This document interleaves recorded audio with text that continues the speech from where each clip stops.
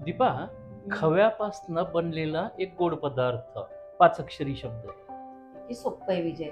गुलाबजाम. अरे हा,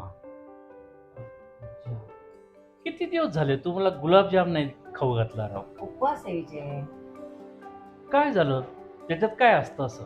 बर, देते बनवून. नवरात्रीचा 6वा दिवस देवी कात्यायनीचा आणि आज आपण बनवणार आहोत उपवासाचे गुलाबजाम. त्यासाठी लागणाऱ्या वस्तू आहेत रताळे, साखर, मिल्क पावडर, किशमिश आणि विलायची. आणि पाक बनवण्यासाठी थोडंसं पाणी आणि तळण्यासाठी तेल किंवा तूप. रताळे आपण उकडून घेणार आहोत. 2 शिट्या काढायच्या फक्त मऊ झाले पाहिजेत रताळे आपले.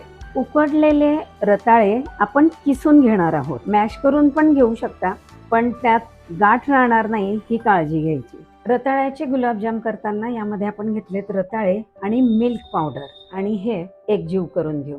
3 रताळ्यांना मी 4 मोठे चमचे मिल्क पावडर घातलेली आहे. आपलं तेल तापेपर्यंत आपण पाक करून घेऊ. मी घातलंय थोडंसंच पाणी आणि त्यात घातली साखर. गुलाबजाम बनवताना तुम्ही असा किशमिश मध्ये ठेवायचा आणि वरून त्याचा गोळा करायचा. आपले गुलाबजाम तळून होईपर्यंत आपला पाक पण तयार होईल. आता आपण आपले गुलाबजाम तळून घेऊया. तुम्ही तेलात कशातही तळू शकता, फक्त ते कमी गॅसवर तळायचे आहेत.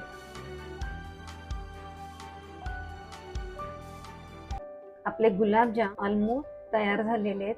बघा किती छान कलर आलाय.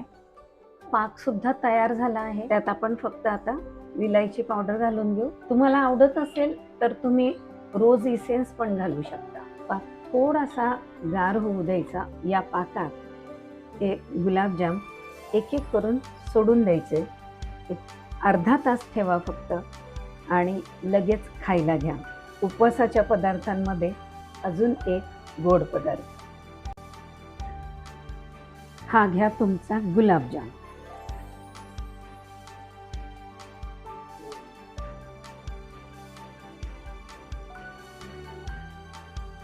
आहाहा.